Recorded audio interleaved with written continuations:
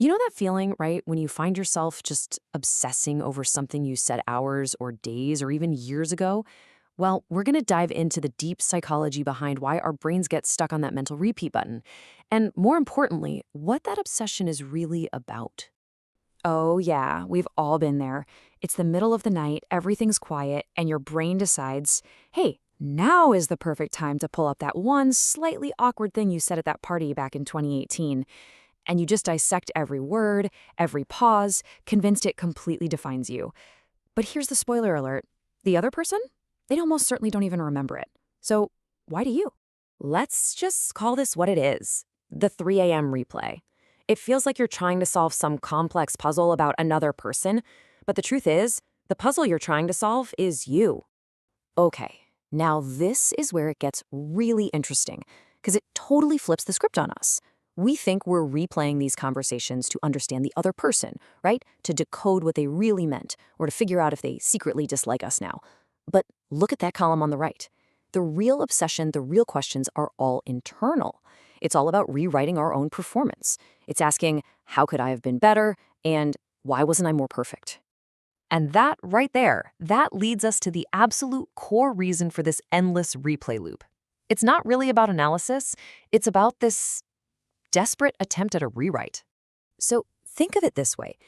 You're not some archaeologist carefully digging up historical facts. No, you're more like a screenwriter, frantically trying to edit a scene that's already been shot, printed, and released.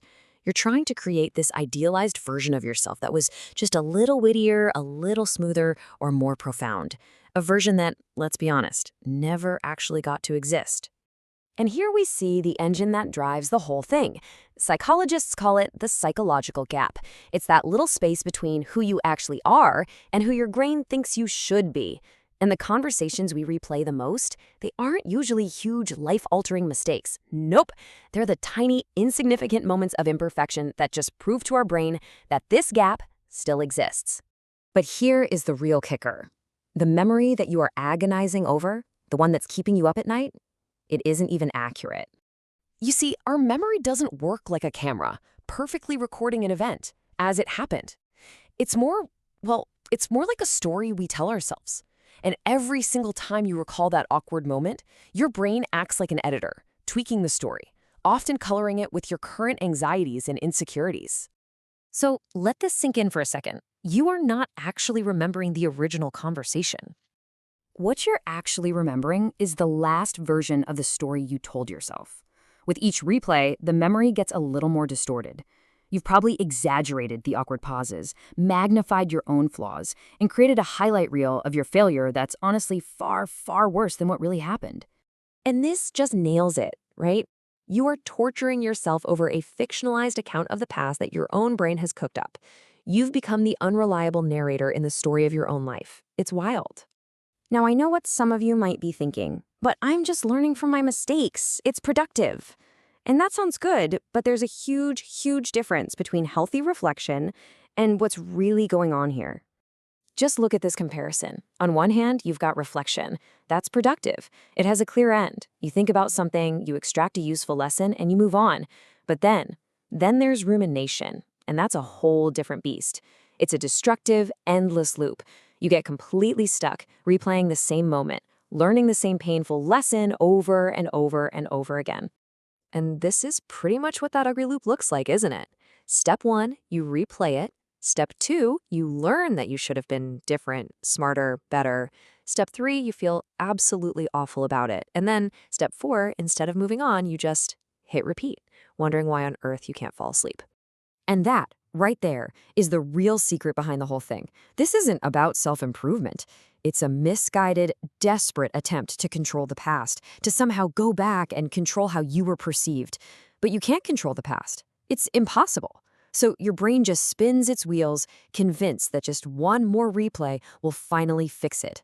So, okay, if we're all stuck in this crazy loop, how do we get out? Well, the answer isn't to analyze it harder. The answer is to reframe the entire problem with a little bit more kindness. This is the real hidden danger of the rumination loop. With every single replay, you're not actually learning a useful lesson.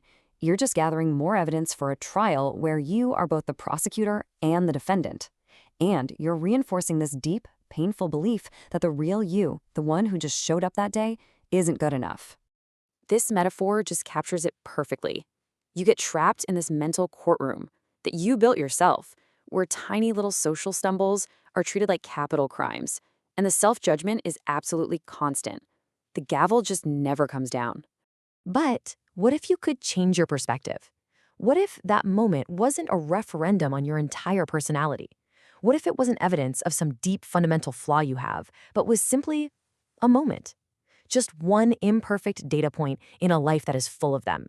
And this is really the kindest truth you can give yourself. The person you were in that conversation, they didn't have the benefit of all this hindsight you have now.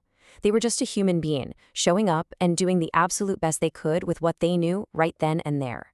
And that person, they deserve your compassion, not your endless criticism.